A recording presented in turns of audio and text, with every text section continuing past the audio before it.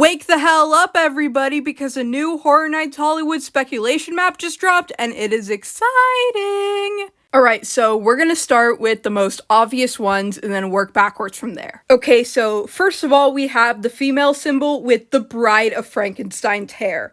You guys, that is one of my favorite movies of all time, and I am so hyped for this. I mean, it's so obvious. There's nothing else that this could be. Previously, on the first edition, this was the moon and stars symbol that a lot of people were saying was going to be a Nightmare on Elm Street. Then we've got the Terror Tram, which is very obviously the Blumhouse logo. It's definitely going to be one or some of their properties, but I really don't know which because they have so many that have appeared at Horror Nights in the past and haven't appeared yet. I really hope that Five Nights at Freddy's is not part of the Terror Tram because I really don't think it would work in that format. We'll get back to FNAF later, though.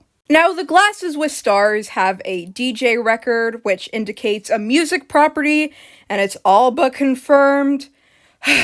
It's the fricking Weekend. Someone at Universal must be a big fan of horror sins. The car logo, which everyone has taken to mean Ghostbusters, has stayed the same, as with the quiet symbol. I still think the quiet symbol is going to be Silent Hill. In the Parisian courtyard, we've got South America with a picture of a flower in it. This was where the Latin American Monsters house was here. It was a big hit, so I assume it's related to that. Don't know what the significance of the flower is, though. Next, we have a dead pig head. The only thing I can think of off the top of my head is the characters with the pig head masks from Saw. I frickin' hope not, because every time they've tried to do Saw, it failed horribly. Someone also said Texas Chainsaw Massacre, and you know what? I don't see why not. It's a pretty big IP.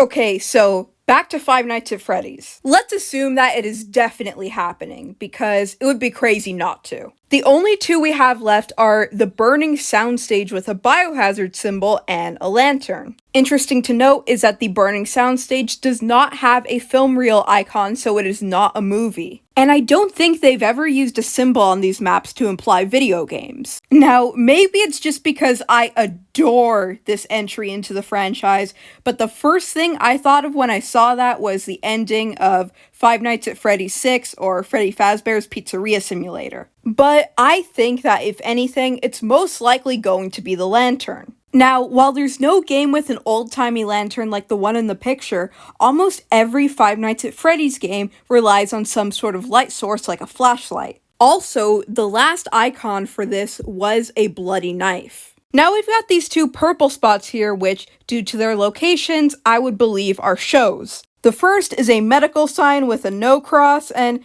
guys, you already know what joke I'm gonna make about this. Let's just get it out of the way.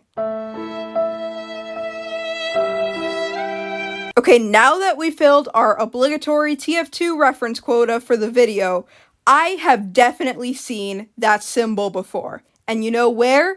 The Purge Terror Tram. You guys, the Purge Gore Show is back and I could not be happier! The other is a globe, which is most likely referencing the Universal Studios logo. So this could mean something like a Universal Monsters stage show, or just a lazy clip show like the Blumhouse one from last year. And that is it for the version 2 of the Hollywood speculation map. What do you guys think?